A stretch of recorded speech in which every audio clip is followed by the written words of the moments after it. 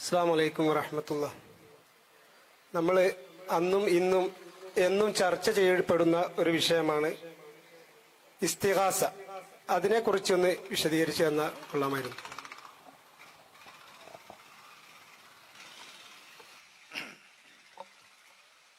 ഇസ്തിഗാസ, ആ പദത്തിന്റെ അർത്ഥം സഹായം അഭ്യർത്ഥിക്കുക എന്നാണ്. ബിദ്അത്തുകാര് ജനങ്ങളെ മനസ്സിൽ ഉണ്ടാക്കി തീർത്തൊരു തെറ്റിദ്ധാരണ ഉണ്ട്. മരിച്ചുപോയ മഹാന്മാരെ വിളിച്ചു പ്രാർത്ഥിക്കുക എന്ന ഇസ്തിഗാസ, അങ്ങനെ ഒരു ഇസ്തിഗാസ മുസ്ലിങ്ങൾക്ക് പരിചയം ഇല്ല. മുസ്ലിങ്ങൾ ചെയ്തു വരുന്ന ഇസ്തിഗാസ എന്ന് പറഞ്ഞാൽ എന്താ? മുഅ്ജിസത്ത് കൊണ്ടും കറാമത്ത് കൊണ്ടും സഹായിക്കുമെന്ന വിശ്വാസത്തോടെ അമ്പിയാക്കളോടോ ഔലിയാക്കളോടോ സഹായം ചോദിക്കുന്നതിനാണ് ഇസ്തിഗാസ എന്ന് പറയുന്നത്. ഇതെല്ലാവരും മനസ്സിൽ ഉറപ്പിച്ചിട്ടു. മുഅ്ജിസത്ത് കൊണ്ടും കറാമത്ത് കൊണ്ടും സഹായിക്കുമെന്ന വിശ്വാസത്തോടെ അമ്പിയാക്കൾ, ഔലിയാക്കൾ തുടങ്ങിയവരോട് സഹായം ചോദിക്കുന്നതാണ് ഇസ്തിഗാസ. അവിടെ മരിച്ചു പോകുക, ജീവിച്ചിരിക്കുക അങ്ങനെ നിബന്ധനയില്ല. വിളിച്ചു പ്രാർത്ഥിക്കുക എന്നും അതിന് പറയലില്ല. സാധാരണക്കാരായ ആളുകൾക്ക് സാധാ കഴിവ് കൊടുത്തത് അള്ളാഹുവാണ് എന്നതുപോലെ അമ്പിയാക്കൾക്കും ഔലിയാക്കൾക്കും മുഅ്ജിസത്ത് കൊടുക്കുന്നതും അള്ളാഹുവാണ്. ആ മുഅ്ജിസത്തും കറാമത്തും മുൻനിർത്തി സാധാരണക്കാരോട് അവരെ സാധാരണ കഴിവ് മുൻനിർത്തി നാം സഹായം ചോദിക്കുന്നത് പോലെ തന്നെ ഇത് രണ്ടും നമുക്ക് അനുവദനീയമായ കാര്യമാണ്. അള്ളാഹുവിന്റെ അമ്പിയാക്കളോടും ഔലിയാക്കളോടും ആകുമ്പോൾ അവരെ ആദരിക്കുക എന്നതുകൂടി അതിന്റെ ഉള്ളിലുള്ളത് കൊണ്ട് അതൊരു പുണ്യകർമ്മവും കൂടിയാണ്. മഹാന്മാരെ ആദരിക്കൽ ഒരു പുണ്യകർമ്മമാണ്. അപ്പൊ അങ്ങനെ മഹാന്മാരെ വിളിച്ചുകൊണ്ട് സഹായം അഭ്യർത്ഥിക്കാൻ പാടുണ്ടോ? അങ്ങനെ വിളിക്കുന്നത് പ്രാർത്ഥനയാവുകയില്ലേ എന്നതാണ് സാധാരണ ആളുകളുടെ മനസ്സിലേക്ക് വരുന്ന ഒരു സംശയം. അവിടെ നമ്മൾ ആദ്യം നിവാരണം വരുത്തേണ്ടത് ഒരു വിളി അതെപ്പോഴാണ് പ്രാർത്ഥന ആവുക എന്നതാണ്. എല്ലാ വിളിയും പ്രാർത്ഥനയാണെന്ന് ആരും പറയണില്ലല്ലോ. ഉമ്മാന്ന് വിളിച്ചാ പ്രാർത്ഥനയാവോ? മോനേന്ന് വിളിച്ചാ പ്രാർത്ഥനയാവോ? ഇല്ലല്ലോ. അപ്പൊ എല്ലാ വിളിയും പ്രാർത്ഥനയാണെന്ന് എല്ലാവർക്കും വാദല്ല, ആർക്കും വാദല്ല. അപ്പൊ പിന്നെ ഏത് വിളിയാ പ്രാർത്ഥനയാവുക? വിളിക്കുന്ന ആൾ വിളിക്കപ്പെടുന്ന വ്യക്തിയെ അല്ലെങ്കിൽ ശക്തിയെ ആരാധ്യനാണ്, ആരാധനക്ക് അർഹതയുള്ളവനാണ്, ദിവ്യത്വമുള്ളവനാണ് എന്ന വിശ്വാസത്തോടെയാണോ വിളിക്കുന്നത്, ആ വിളിയാണ് പ്രാർത്ഥന. അത് തൊട്ടടുത്തുള്ളവനെ വിളിച്ചാലും ദൂരെയുള്ള ആളെ വിളിച്ചാലും ജീവിച്ചിരിക്കുന്ന ആളെ വിളിച്ചാലും മരിച്ചുപോയ ആളെ വിളിച്ചാലും ജനിക്കാത്തവനെ വിളിച്ചാലും ആ വിളി പ്രാർത്ഥനയാണ്. അങ്ങനെ ദൈവമാണെന്ന വിശ്വാസത്തോടെ അള്ളാഹുവിനെ അല്ലാതെ വിളിക്കാൻ പാടില്ല. അതാ പരിശുദ്ധ ഖുർആൻ നമ്മളെ പഠിപ്പിച്ചത്. വലാ തദ്ഉ മഅല്ലാഹി ഇലാഹൻ ആഖർ, നിങ്ങൾ അള്ളാഹുവിന്റെ കൂടെ വേറെ ഒരു ദൈവത്തെയും വിളിക്കരുത്. ദൈവമാണെന്ന വിശ്വാസത്തോടെ വിളിക്കുന്നതാണ് പ്രാർത്ഥന. അല്ലാതെയുള്ള വിളി അത് പല രീതിയിലും വരാം. അതിൽപ്പെട്ട ഒന്നാണ് ഇസ്തിഗാസ. മഹാന്മാരായ അമ്പിയാക്കളെയും ഔലിയാക്കളെയും വിളിക്കുക. ആ വിളി ആരാണ് നമ്മളെ പഠിപ്പിച്ചത്? അഷ്റഫുൽ ഖൽഖ് സ്വല്ലല്ലാഹു അലൈഹി വസല്ലം തങ്ങൾ തന്നെയാണ് നമ്മളെ പഠിപ്പിച്ചത്. ഞാൻ ഒരൊറ്റ ഹദീസ് മാത്രം ഉദ്ധരിക്കാം. മഹാനായ നബി കരീം സ്വല്ലല്ലാഹു അലൈഹി വസല്ലം തങ്ങളുടെ മുമ്പിലേക്ക് രണ്ട് കണ്ണിന്റെയും കാഴ്ച നഷ്ടപ്പെട്ടു പോയ ഒരു സ്വഹാബി വന്നുകൊണ്ട് സങ്കടപ്പെട്ട് പറയുന്നു, നബിയെ, എന്റെ കണ്ണിന്റെ കാഴ്ച നഷ്ടപ്പെട്ടിട്ടുണ്ട്, അത് തിരിച്ചു കിട്ടണം.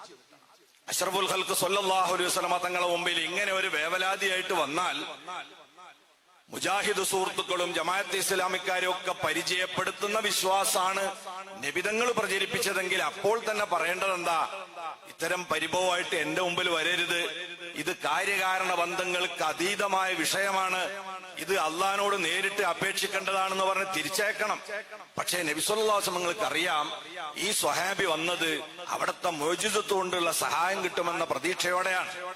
അതുകൊണ്ട് തന്നെ അഷ്റഫുൽ ഖൽഖ് സ്വല്ലല്ലാഹു അലൈഹി വസല്ലം തങ്ങൾ അദ്ദേഹത്തിന് നിവാരണം കൊടുത്തു. എങ്ങനെയാണ്? ഈത്തിൽ മീളാ, നിങ്ങൾ വുളു എടുക്കുന്ന സ്ഥലത്ത് പോയി നല്ല കാമിലായ പൂർണ്ണമായ ഒരു വുളു എടുക്കുക. സുമ്മ സ്വല്ലി റക്അത്തൈൻ, ശേഷം 2 റക്അത്ത് സുന്നത്ത് നിസ്കരിക്കുക. ഹാജത്തിന്റെ നിസ്കാരം എന്നാണ് അതിന് പറയാം. ആ സുന്നത്ത് നിസ്കരിച്ചതിന് ശേഷം ഞാൻ ചൊല്ലിത്തരുന്നത് പോലെ നിങ്ങൾ ചൊല്ലുക. എന്താ നബി തങ്ങൾ ചൊല്ലിക്കൊടുത്തത്? അല്ലാഹുമ്മ ഇന്നി അസ്അലുക വഅതവജ്ജഹു ഇലൈക ബിനബിയിക നബിയ്യിർ റഹ്മ യാ മുഹമ്മദു ഇന്നി ഖദ് തവജ്ജഹതു ബിക ഇലാ റബ്ബി ലിതുഖ്ലാ അല്ലാഹുമ്മ ഫശഫിഉഹു ഫിയാ. അതിന്റെ അർത്ഥം ശരിക്കും ശ്രദ്ധിക്കണം. അല്ലാഹുമ്മ ഇന്നി അസ്അലുക, അല്ലാഹുവേ ഞാൻ നിന്നോട് ചോദിക്കുന്നു. അല്ലാഹു ആരാധ്യനാണെന്ന് നിൽക്കൽ ആ ചോദ്യം പ്രാർത്ഥനയാണ്. അല്ലാഹുവിനോട് ചോദിക്കാം. പക്ഷെ ചോദിക്കുന്നത് എങ്ങനെയാണ്? വഅതവജ്ജഹു ഇലൈക ബിനബിയിക നബിയ്യിർ റഹ്മ, അല്ലാഹുവേ ഞാൻ നിന്നിലേക്ക് ചോദിക്കാൻ വേണ്ടി മുന്നിട്ട് വന്നത് ഞാനായിട്ട് നേരെ അങ്ങ് വന്നതല്ല. നിന്റെ കാരുണ്യത്തിന്റെ നബി മുഖേനയാണ് ഞാൻ നിന്നോട് ചോദിക്കാൻ വന്നിരിക്കുന്നത്. അള്ളാഹുവിൽ നിന്ന് പെട്ടെന്ന് ഉത്തരം കിട്ടാൻ അള്ളാഹു ഇഷ്ടപ്പെടുന്ന എന്തെങ്കിലും ഒന്നിനെ മുന്നിൽ വെക്കുന്നതിനാണ് തവസ്സുല് എന്ന് പറയും. ആ തവസ്സുലാണ് ഇവിടെ നബിതങ്ങൾ പഠിപ്പിക്കുന്നത്. അത് പല രീതിയിലും ഉണ്ടാകാം. നമ്മളെ അമലുകൊണ്ട് തവസ്സുല് ചെയ്യാം. കുറച്ച് എത്തി മക്കൾക്ക് ചോറ് കൊടുത്ത് അള്ളാഹിനോട് ദ്വാരക്കാം. 10 സ്വലാത്ത് ചൊല്ലി ദ്വാരക്കാം. അതെങ്കിൽ പരിശുദ്ധ ഖുർആൻ ഓതി ദ്വാരക്കാം. മുത്തനബി പറഞ്ഞല്ലോ, മൻ ഖറഅൽ ഖുർആന സുമ്മ ദഅ അമ്മന ലിദുആഇഹി 4000 മലക്ക്. ആരെങ്കിലും പരിശുദ്ധ ഖുർആൻ ഓതി പിറകെ ദുആ ചെയ്താൽ 4000 മലക്കുകള് ആ ദുആക്ക് ആമീൻ പറയാൻ വരും. അതുകൊണ്ടാണ് മുസ്ലിമീങ്ങൾ എപ്പോൾ ദുആർക്കാണെങ്കിലും അൽ ഫാത്തിഹ, ഒരു ഫാത്തിഹ വിളിച്ച് ദുആർക്കണം. എന്തിനാ? മലക്കുകൾ വരും ആമീൻ പറയാൻ. വല്ലാത്ത സങ്കടം തോന്നും അൽ ഫാത്തിഹ എന്ന് കേൾക്കുമ്പോ. മുസ്ലിങ്ങളിൽപ്പെട്ട ഒരു വിഭാഗം ആളുകൾ പെട്ടെന്ന് ചാടി നിൽക്കാം. എന്തിനാ? മലക്ക് വരുന്നിടത്ത് അവർക്ക് നിൽക്കാൻ പറ്റാത്തത് കൊണ്ടാണോ എന്നറിയില്ല. അവര് വെറുതെ ഓടി. ഇതൊരു അന്ധവിശ്വാസമാണ്. ഖുർആൻ ഓതി ദുആ ചെയ്യ, അതൊരു തവസ്സുലാണ്. ഇതുപോലെ സ്ഥലം കൊണ്ട് തവസ്സുലാക്കാം. ഹറമിൽ ചെന്ന് ദുആർക്ക. ഹറമ് പടച്ചോനല്ലല്ലോ, പടപ്പല്ലേ. അവിടെ ചെന്ന് ദുആ ചെയ്താൽ ആ ദുആക്ക് പ്രത്യേകം ഇജാബത്ത് കിട്ടൂലേ. അവിടെ തന്നെ നമുക്ക് സൊഫ, മർവ, ഹിജർ ഇസ്മായില്, മഖാം ഇബ്രാഹിം, ഹജറുൽ അസ്വദ്, എത്ര സ്ഥല. അതൊക്കെ സ്ഥലം കൊണ്ടുള്ള തവസ്സുല.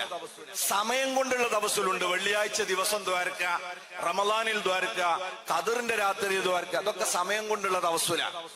ഇതേപോലെ അള്ളാഹുവിന്റെ ഇഷ്ടദാസന്മാരെ തവസ്സുലാക്കി ദ്വാരക്ക. നബിതങ്ങൾ പറഞ്ഞു, വതവജ്ജഹു ഇലൈക ബിനബിയിക നബിയ്യിർ റഹ്മ, അല്ലാഹുവേ കാരുണ്യത്തിന്റെ നബി മുഖേനയാണ് ഞാൻ നിന്നിലേക്ക് മുന്നിടുന്നത്. തുടർന്ന് നബിതങ്ങൾ പറഞ്ഞു കൊടുത്തതാണ് ഇസ്തിഗാസ. അതെന്താ? യാ മുഹമ്മദു ഖദ് തവജ്ജഹതു ബിക ഇലാ റബ്ബി ലിതുഖ്ലാ. ഓ പ്രിയപ്പെട്ട നബിയേ, റസൂലുള്ളാഹി സ്വല്ലല്ലാഹു അലൈഹി വസല്ലം നിങ്ങളെ വിളിക്കാൻ പറയുന്നു. എന്നിട്ട് അവിടത്തോട് വേവലാതി ഓദിപ്പിക്കുകയാണ്. ഖദ് തവജ്ജഹതു ബിക ഇലാ റബ്ബി, എന്റെ റബ്ബിലേക്ക് ഞാനിതാ അങ്ങ് മുഖേന മുന്നിട്ടിരിക്കുന്നു. ലിതുഖ്ലാ, എന്തിനു വേണ്ടി?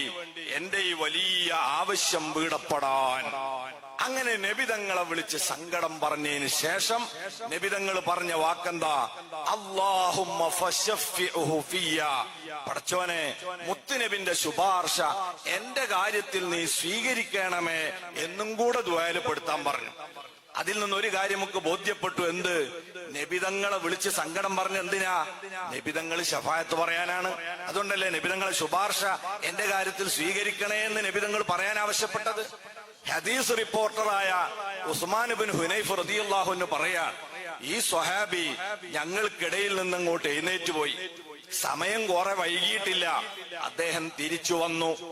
ആ 2 കണ്ണിനും ഇതിനു മുമ്പ് ഒരു അസുഖവും ഉണ്ടാകാത്ത വിധം അതിന്റെ അടയാളം പോലും ബാക്കിയില്ലാതെ ആ രോഗം ശിഫപ്പെട്ടിരിക്കുന്നു.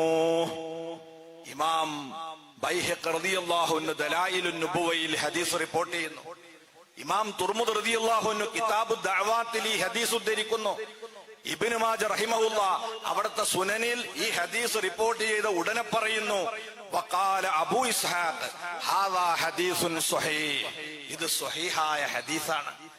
പ്രിയപ്പെട്ടവരെ, ആ ഇമാമിങ്ങളെ ഉദ്ധരിച്ച് നൂറുകണക്കിന് പണ്ഡിതന്മാർ അവരെ ഗ്രന്ഥങ്ങളിൽ ഇത് ഉദ്ധരിച്ചിട്ട് ഏതെങ്കിലും ഒരു ഇമാമ് ഇത് ശിർക്കാണ്, പോകട്ടെ ബിദ്അത്താണ്, അതും പോകട്ടെ നല്ലതല്ലാത്തതാണ് എന്ന ഒരു വാക്കുപോലും പറഞ്ഞിട്ടില്ല. ഇബ്നു തൈമിയ്യ അടക്കം അദ്ദേഹത്തിന്റെ അൽ കലിമു ത്വയ്യിബ് എന്ന ഗ്രന്ഥത്തിൽ ഈ ഹദീസ് റിപ്പോർട്ട് ചെയ്തത് കാണാം. അപ്പോൾ മഹാനായ മുത്തുനബി സല്ലല്ലാഹു അലൈഹി വസല്ലമ തങ്ങളാണ് ഇസ്തിഗാസ നമ്മളെ പഠിപ്പിച്ചത്. ഇനി നോക്കൂ നിങ്ങൾ, സ്വഹീഹുൽ ബുഖാരിയിൽ ഇമാം ബുഖാരി റഹിമഹുല്ലാ അവിടുത്തെ അൽ അദബുൽ മുഫ്രദ് എന്ന ഗ്രന്ഥത്തിൽ ഒരധ്യായം ചേർത്തത് കാണാം. ഒരാളുടെ കാലിന് പെട്ടെന്ന് വേദന വന്ന് കോച്ചി വലിഞ്ഞ് നടക്കാൻ പറ്റാതെ ആയാൽ അയാൾ എന്താ ചൊല്ലേണ്ടത്? എന്താണ് അയാൾ ചൊല്ലേണ്ടത്? ആ അധ്യായത്തിന് താഴെ ഒരു ഹദീസ് കൊണ്ടുവരുന്നത് ഏതാ? സയ്യിദുന അബ്ദുല്ലാഹി ഇബ്നു ഉമർ റളിയല്ലാഹു അൻഹുമ മുത്തബിഉസ് സുന്ന, പുന്നാര നബി തങ്ങളെ അക്ഷരം പ്രതി അനുധാവനം ചെയ്ത സ്വഹാബിയ. അവിടുന്ന് ഒരു സദസ്സിലിരിക്കെ പൊടുന്നനെ കാല് കോച്ചി വലിഞ്ഞ് എഴുന്നേൽക്കാൻ പറ്റാതെ വേദനിച്ചപ്പോൾ തൊട്ടടുത്തുണ്ടായിരുന്ന മറ്റൊരു സ്വഹാബി, അത് വേറെ റിപ്പോർട്ടിൽ കാണാം ഇബ്നു അബ്ബാസ് റളിയല്ലാഹു അൻഹുമയാണ്, ആ മഹാൻ പറഞ്ഞു കൊടുക്കുകയാണ്, ഉദ്കുർ അഹബ്ബന്നാസ് ഇലൈക്, നിങ്ങൾക്ക് ജനങ്ങളിൽ ഏറ്റവും ഇഷ്ടമുള്ള ആളെ വിളിച്ചോളൂ. ഉടനെ ഇബ്നു ഉമർ റളിയല്ലാഹു അൻഹു വിളിക്കുന്നു, യാ മുഹമ്മദു സല്ലല്ലാഹു അലൈഹി വസല്ലം. പുന്നാര നബി തങ്ങളെ വിളിക്കേണ്ട താമസം, വേദന മാറുന്നു, എഴുന്നേറ്റ് നടക്കുന്നു. ഒരു റിപ്പോർട്ടിലുള്ളത് ഒരു കെട്ടഴിച്ചു വിട്ടതുപോലെ സുഖമായി എഴുന്നേറ്റ് നടന്നു പോകുകയാണ്. ഇമാം ബുഖാരി റളിയല്ലാഹു അൻഹു റസൂലുള്ളാഹിനെ വിളിക്കാൻ വേണ്ടി പറഞ്ഞിട്ടുണ്ടെങ്കിൽ എല്ലാ വിളിയും പ്രാർത്ഥനയല്ല എന്ന് ഉറപ്പായില്ലേ? എല്ലാ വിളിയും പ്രാർത്ഥനയല്ലല്ലോ. ഇമാം നവവി റളിയല്ലാഹു അൻഹു അവിടുത്തെ അൽ അദ്കാറിലും ഇതേ അധ്യായം കൊണ്ടുവരികയാണ്. പെട്ടെന്ന് ഒരാളെ കാലിന് വേദന വന്നാൽ നബി സല്ലല്ലാഹു അലൈഹി വസല്ലം തങ്ങളെ വിളിക്കാൻ വേണ്ടിയുള്ള ഹദീസ് അദ്കാറിൽ കൊണ്ടുവരുന്നു. ഈ ഇമാമിയങ്ങൾക്കൊന്നും തൗഹീദ് മനസ്സിലായില്ലേ?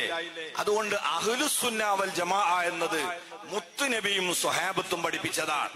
നബി തങ്ങൾ കൽപ്പിക്കുന്നു, സ്വഹാബാക്കൾ ചെയ്യുന്നു, അതാണ് സുന്നത്തി ജമാഅത്ത്.